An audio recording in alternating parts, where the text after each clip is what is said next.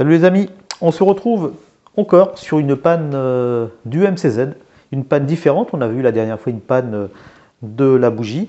La panne bougie, c'est une panne classique que tout le monde aura tôt ou tard. Moi je l'avais eu un petit peu tôt, mais bon. Là cette fois-ci, j'ai eu un défaut qui était un petit peu original et même inquiétant. C'est-à-dire qu'en pleine nuit un matin, je me suis retrouvé avec le poêle qui s'est littéralement coupé. Alors il s'est coupé, il s'est mis en sécurité, il a fait son vidage, son refroidissement pendant une demi-heure, classique. Et j'ai eu un défaut, donc A03, c'était marqué Clixon, bac à granulés. Réservoir à granulés. Donc ennuyeux, surtout que c'est arrivé 2 fois, 3 fois, 4 fois, et de façon complètement aléatoire, c'est-à-dire que parfois c'est arrivé au bout d'1 heure, parfois au bout de 6 heures. Des fois ça marchait bien pendant une journée. Donc c'était un petit peu inquiétant, surtout que c'est arrivé de plus en plus. Alors en regardant sur les caractéristiques et sur savoir ce que c'est que ce Clixon, le Clixon en fait c'est un petit bilame de sécurité. Qu'est-ce que c'est un bilame de sécurité? Vous l'avez parfois sur vos petits ventilateurs de maison, s'il fait trop chaud, les petits ventilateurs chauffants, s'il fait trop chaud, il s'arrête. Et là c'est pareil, c'est un petit capteur qui est posé au niveau presque du réservoir à granulés, puisqu'à l'intérieur normalement du réservoir, à l'intérieur du poêle, derrière, il ne doit pas faire très très chaud, même si lui il chauffe, il ne doit pas faire une température excessive.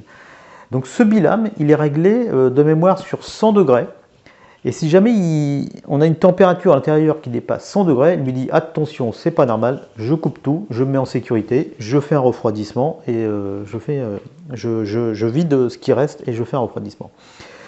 Donc ce bilame, visiblement, se mettait en sécurité, donc j'avais une température trop chaude. La question qu'on peut se poser dans ces cas-là, c'est est-ce que c'est le bilame qui est en défaut, qui a un dysfonctionnement, ou est-ce que vraiment j'ai une température excessive?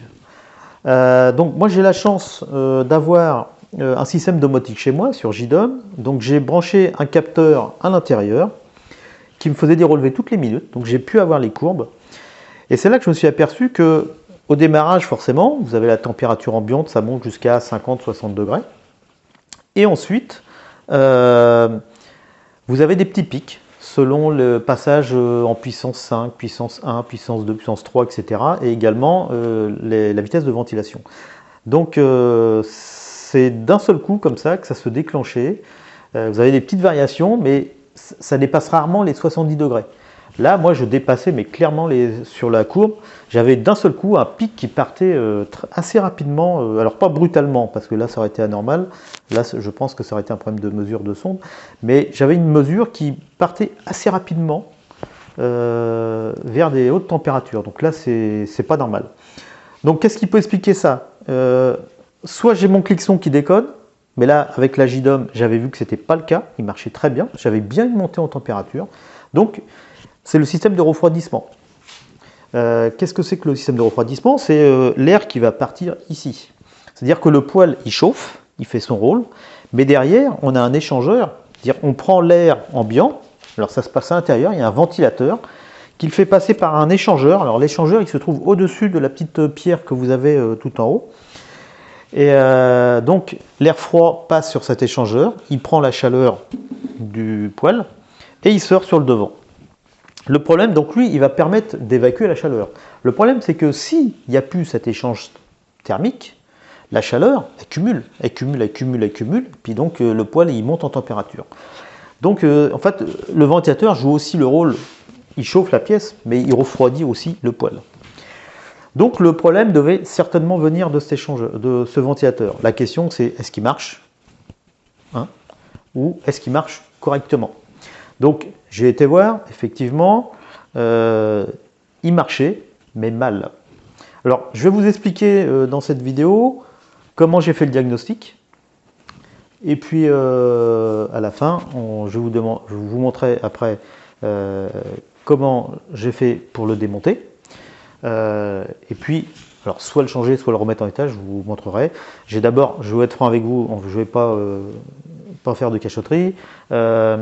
J'ai tenté de le réparer, mais quand j'ai vu dans quel état le ventilateur était, c'est pas la peine, j'en ai racheté un neuf. Donc je vous montrerai aussi comment et où en acheter un neuf à moindre prix, parce que les prix officiels sont un petit peu excessifs. Et puis je vous montrerai le montage. Donc voilà, je vous montrerai aussi pour accéder au diagnostic, il faut accéder au menu technicien. Donc il y a un code d'accès, je vous le montrerai aussi. Et puis on est parti pour l'explication. Donc au numéro 1, je vais vous montrer un petit peu comment je suis arrivé à ce diagnostic. Alors donc pour cette démonstration, on va avoir besoin d'allumer le poêle, donc faites très attention et on va regarder notre appareil. Parallèlement à ça, on va avoir besoin de notre soft et on va aller dans le menu donc, qui nous intéresse. Donc je vais vous montrer le menu technique. Donc comme je vous ai dit, c'est 0434. Si vous avez un appareil un petit peu différent, regardez sur internet, le code se trouve toujours. Et à partir de là, donc vous voyez, dernière alarme, c'était celui-là ici, 03 Clixon réservoir granulé. Donc le but du jeu, quand on est dans ce menu-là, c'est d'aller faire marcher les fonctions qui nous intéressent pour essayer de trouver le coupable. Nous, ce qui nous intéresse, c'est le mode diagnostic. Alors, vous voyez que dans diagnostic, vous avez le ventilateur frontal qui est ici. Il est à 100. Alors, attendez, je crois que c'est pas lui. Oui, c'est ça. Donc, le ventilateur frontal, c'est lui ici. Alors, on va peut-être pas le voir tourner comme ça, mais on va peut-être l'entendre. Donc, moi, je vais l'activer à 100% et on va voir un petit peu ce qu'il va me faire. Alors, il faut mettre le diagnostic sur on, évidemment. Le truc que j'avais oublié de faire, il faut mettre on. Et il vient de se mettre en marche à 100%. Alors il tourne, alors on le voit peut-être pas, mais il tourne. Mais il tourne très lentement, en faisant quand même du bruit, ce qui n'est pas normal. Moi je vais le passer maintenant, il est à 100%. Alors, est-ce qu'on a un défaut de lumière? Il est à 100%, on va le passer par exemple à 50%. Et à 50%, il devrait toujours marcher. Alors attends, je vais retourner dedans. Et là, d'un seul coup, il vient de s'arrêter. Il vient de s'arrêter, puis j'ai un petit bruit qui n'est pas normal. Vous voyez, donc il est bloqué. Et ce que je vais faire, c'est que je vais monter comme ça, petit à petit, de 10 en 10, jusqu'à ce que je commence à le voir tourner. À 60, il ne tourne pas, je l'entends au bruit. 70, il ne tourne toujours pas. 80, il ne tourne toujours pas. 90, il ne tourne toujours pas. Ah oui, donc là, il est encore plus en mauvais état que je pensais. Et là, il se met à tourner. Voilà, là, il est parti. Donc, vous voyez, il y a vraiment une défaillance au niveau de ma ventilation. Donc, le problème est là. Il faut savoir que la ventilation à 100%, ça équivaut à la puissance ventilateur maximale. Vous savez, quand on est en manuel, alors je vais arrêter.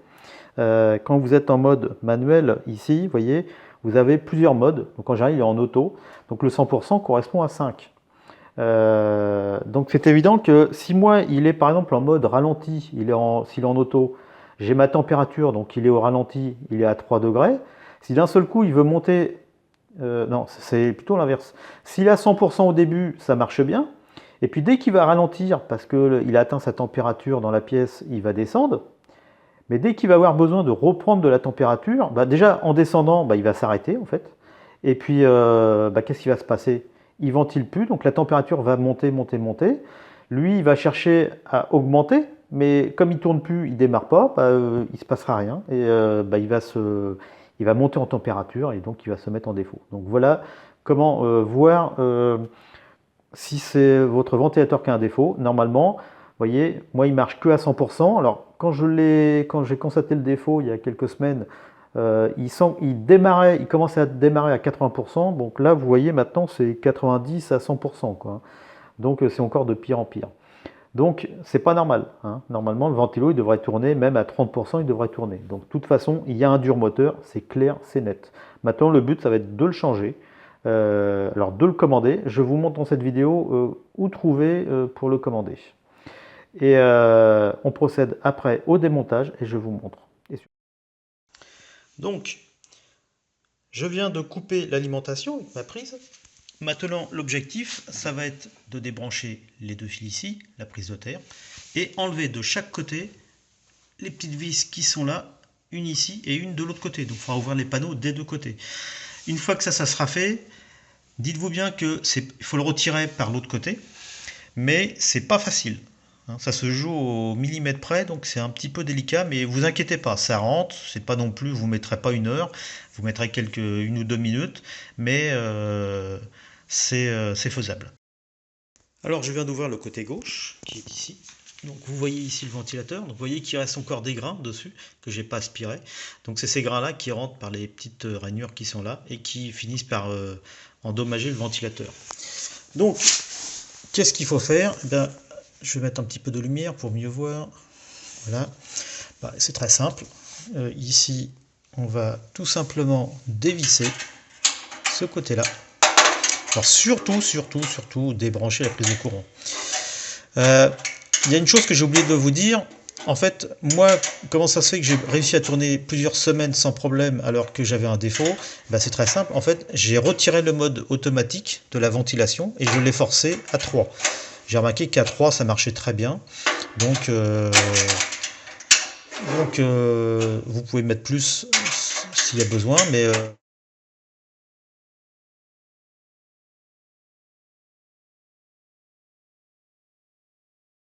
même chose de l'autre côté. Moi maintenant, ici, ce que je vous recommande, c'est de marquer ici pour remettre la même polarité. Bon, vous voyez que moi j'ai mis un petit point noir ici. Donc ce que je fais, c'est que j'enlève. Alors normalement, vous savez, si je faisais ça bien, je dois être sûr, j'enlève la prise de courant. Alors, elles sont très très dures. J'ai eu un mal de chien à les retirer. Donc voilà la première. Alors on n'ose pas tirer trop fort parce qu'on se dit que ça risque d'abîmer. Voilà. Donc ça maintenant c'est enlevé. Et là maintenant j'enlève, vous voyez, la vis qui est là. La même chose que de l'autre côté. J'ai fini le côté droit. Je m'attaque maintenant à terminer le côté gauche. Donc voilà, le ventilateur maintenant va être complètement libre. Je desserre la vis. Et je sors l'appareil entier.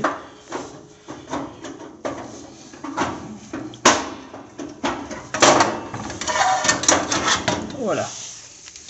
Vous voyez comment ça se passe à l'intérieur. Et mon ventilateur, je vous le pose ici. Je vais faire un petit peu de place. Et le voilà.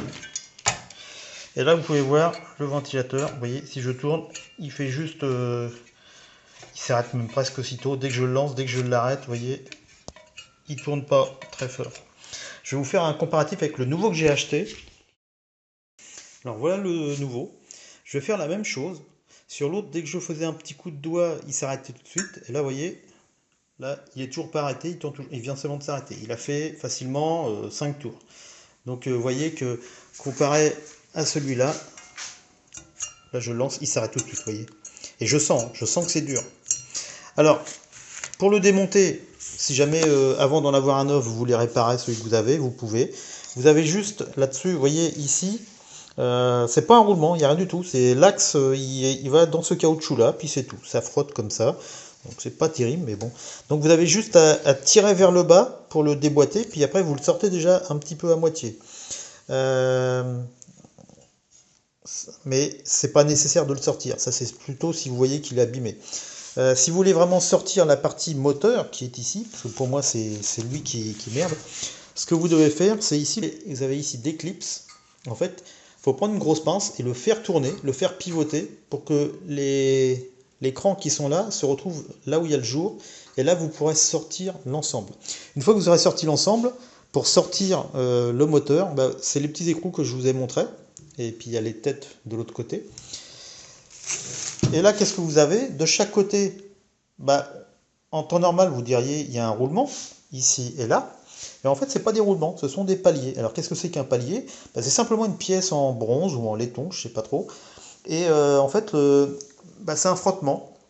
Le bronze a quand même l'avantage, c'est que ça, ou le laiton, a l'avantage, c'est que ça s'use pas trop, ça tourne dedans. Donc en fin de compte, on a vous voyez, l'axe tourne dans la pièce, mais c'est pas des roulements. Alors pourquoi ils n'ont pas fait de roulement? Probablement à cause de la chaleur. Donc on est comme ça. J'ai essayé de mettre du lubrifiant, mais ça n'a absolument rien changé. Donc dans ce cas-là, le problème venait certainement du moteur. Alors le moteur, il y a un rotor, un stateur, donc une partie fixe et une partie qui tourne, qui est dedans. Quand j'ai démonté, quand j'ai sorti tout ça, qu'est-ce qui s'est passé? Ben, j'ai constaté que la bobine, elle est côté stateur, et le rotor, lui, il a une bobine aussi, mais en fait, c'est pas une bobine avec des fils, c'est une bobine striée de surface, en fait. Et c'était complètement rayé, abîmé à cause de certainement de grains, de granulés qui ont dû rentrer là-dedans et qui ont. Donc, vous voyez, c'est important de nettoyer son poêle et l'intérieur du poêle. Et donc, il est tellement abîmé que bah, le champ magnétique était beaucoup moins puissant. Et de ce fait-là, bah, il tourne beaucoup moins. Donc, lui était vraiment mort. Donc, maintenant, ce que je vais faire, c'est que le nouveau, je vais le mettre en place. Alors, je croise les doigts pour qu'il soit compatible. Normalement, il y a plusieurs modèles. Soit on peut acheter un moteur ventilateur directement chez le fabricant du moteur, soit la pièce entière MCZ. Moi, j'ai choisi une pièce entière MCZ. Je vois quand même qu'il y a des petites différences, donc j'espère que ça va aller. Allez, on se retrouve pour le montage. Alors, comme vous pouvez le voir, l'ancien est ici, le nouveau est là. J'ai effectivement une pièce qui correspond à la partie basse ici, mais vous voyez, la partie haute n'y est pas. Donc je vais quand même vérifier, mais non, il n'y a pas de partie haute. Donc bah, c'est pas compliqué, je vais simplement reprendre celle-là pour la mettre là. Donc je viens de transférer l'ancien carter qui est là. Je l'ai déplacé de là à là. Ça n'a pas été simple, je vais vous dire pourquoi, parce que finalement, vous voyez, les trous qui sont là sont pas exactement les mêmes que ceux qui étaient là. Donc j'ai eu quelques difficultés. Donc j'espère que comme ça passe au millimètre dans le poêle, j'espère que ça ira. Bon, après on peut desserrer et puis essayer de tordre un petit peu les plaques, c'est assez mou, donc je pense que ça va être faisable. Bien évidemment, j'avais vérifié avant que les moteurs, vous voyez, les prises sont au même endroit, également la terre. Moi ici, au niveau de la terre, de la masse de la terre, elle était tout droit, je l'ai tordu un peu pour le mettre comme l'autre. Et puis bah maintenant, il n'y a plus qu'à aller le remettre en place et puis on va voir si ça marche, on va voir ce que ça donne. Donc voilà, c'est remonté.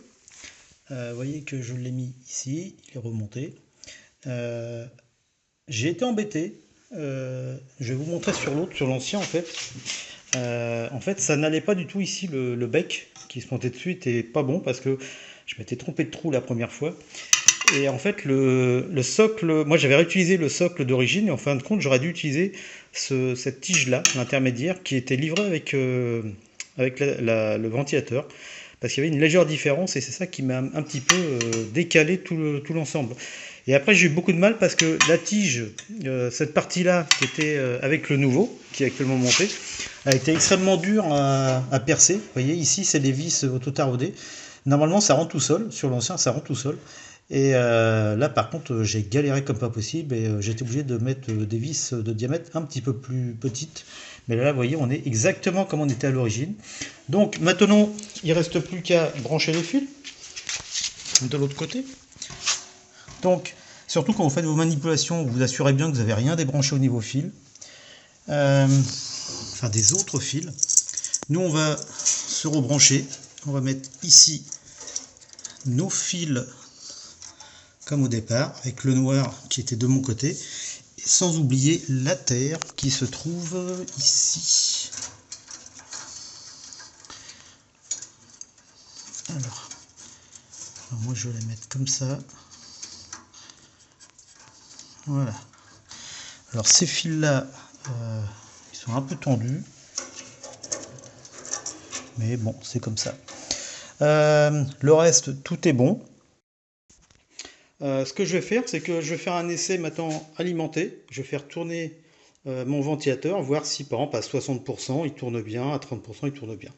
Donc je suis obligé de changer d'appareil puisque le logiciel est sur ce téléphone-là.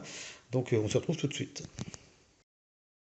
Donc nous voilà pour le test final. Alors malheureusement j'avais fait une vidéo où on voyait l'intérieur, mais comme j'ai fait une petite erreur, j'ai oublié d'enregistrer, je suis obligé de recommencer. Mais entre temps j'avais déjà tout remonté, donc je ne vais pas enlever, ça sert à rien parce que de toute façon on ne voit pas très bien. Donc ce qu'on va faire, c'est qu'on va regarder sur le téléphone et on va écouter au bruit. Et moi je vais vous dire le ventilo si je le sens. Donc on va aller sur notre téléphone. Je vais essayer de, voilà, faire en sorte qu'on voie bien quand même, parce que c'est pas facile. Alors je vais peut-être mettre...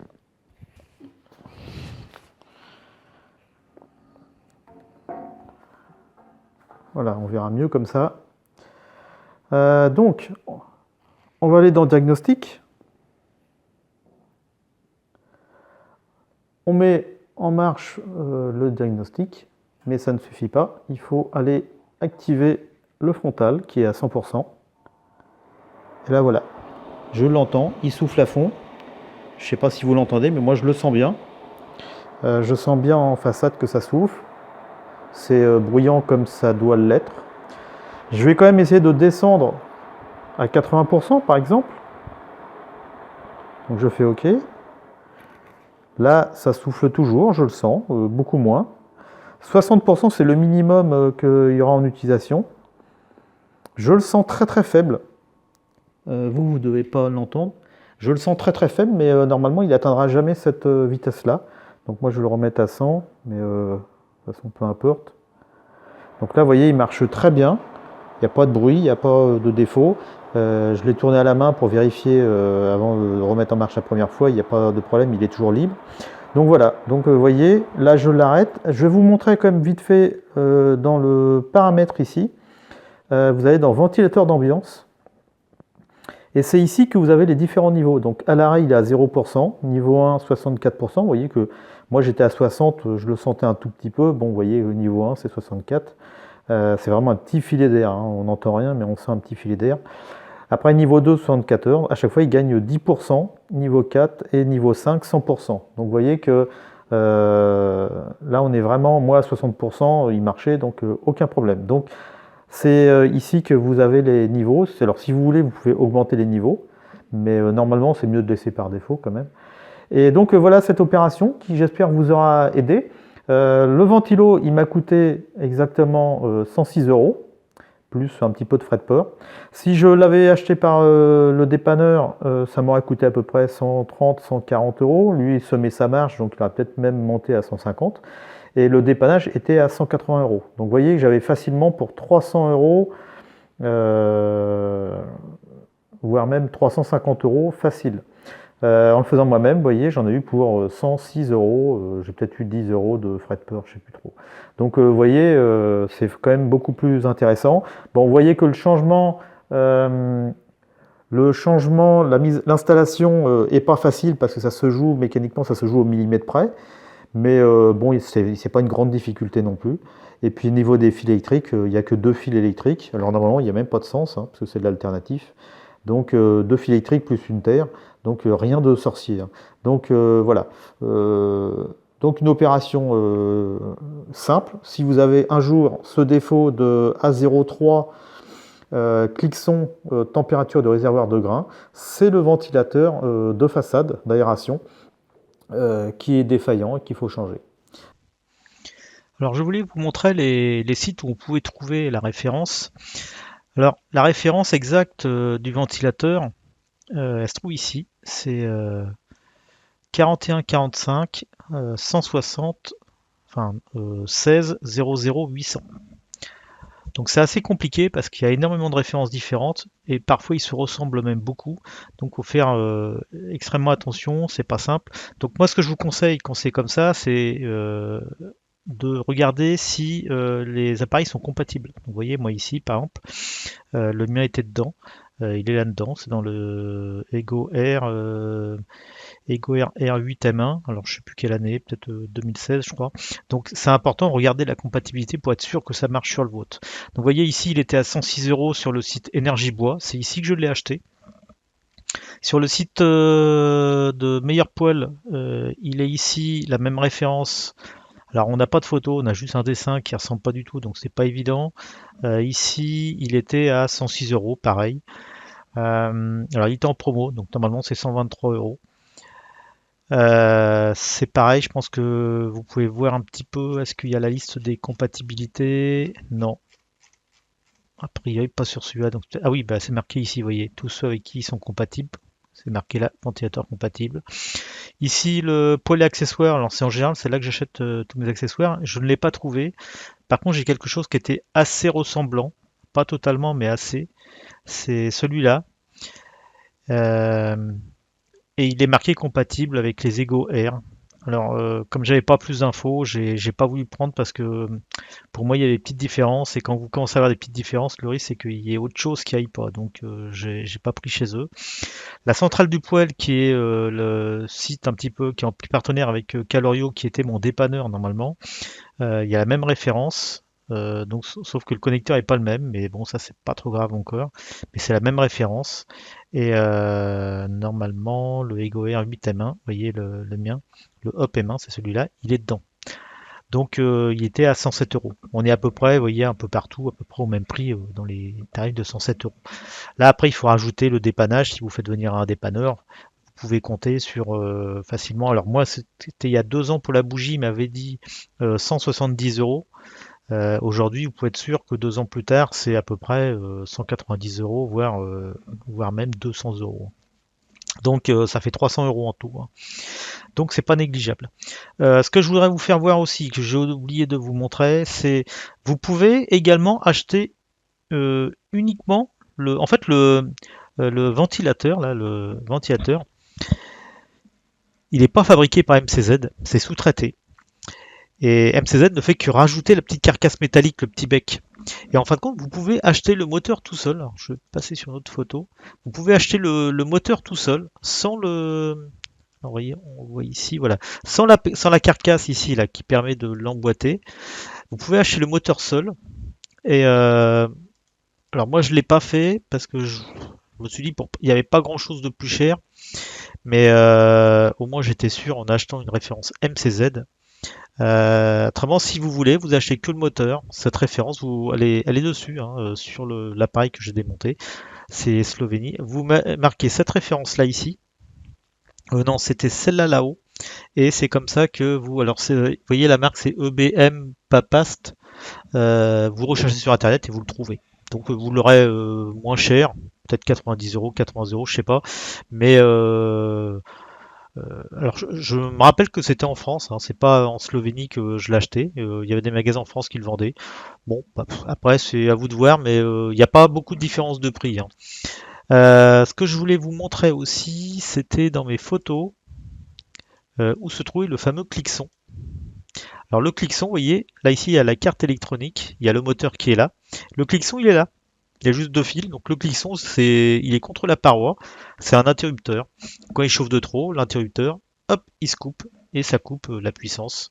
Et donc bah, ça arrête le poêle, il se mettait en vidage. Voilà, c'est tout ce que j'ai à vous montrer sur les photos. Je vais vous faire voir un petit peu les photos générales que j'avais prises. Le Clixon, vous voyez, on le retrouve ici. Euh, Donc ça c'était la référence. Donc ça c'était le moteur.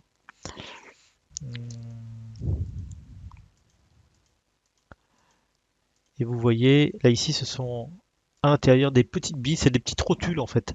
C'est des rotules, c'est des paliers en fait. Donc il n'y a pas de cage à billes. Alors malgré qu'on voit ici des petits ronds, on serait tenté de penser que c'est des cages à billes. Pas du tout. Pas du tout. Je sais pas, à l'intérieur il y a une matière, un truc spécial comme du tissu, quelque chose. Je sais pas trop ce que c'est. Et ça c'est fixe, ça tourne jamais. C'est lui qui tourne. Et en fait c'est une rotule. C'est une rotule donc qui est en bronze ou en laiton. Je pense que c'est plutôt du laiton.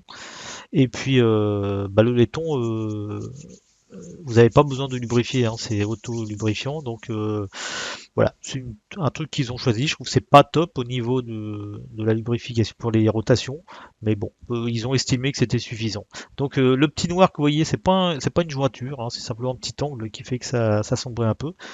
Mais Donc moi j'avais mis de l'huile, ça a absolument rien changé. Et malheureusement j'ai pas pris en photo l'axe du rotor, le rotor avec le stateur. Ils étaient tellement abîmés, tellement raillés que de toute façon le champ magnétique était trop faible pour le faire tourner correctement. Voilà les amis, j'espère que ça vous a aidé. Si jamais vous avez le problème, bah, vous voyez qu'en fait c'est pas si compliqué que ça, c'est même plutôt facile. Tout ce qu'il faut c'est trouver la bonne référence. Et puis le démontage est tout simple. Voilà. Donc si vous avez un défaut d'alerte de température à 3, cliquons, c'est certainement le ventilateur qui marche pas et c'est très facile de voir s'il a un défaut. Si vous avez bien suivi la vidéo, vous pouvez tout faire vous-même. Voilà. Allez, au revoir à tout le monde. Allez, au revoir à tous.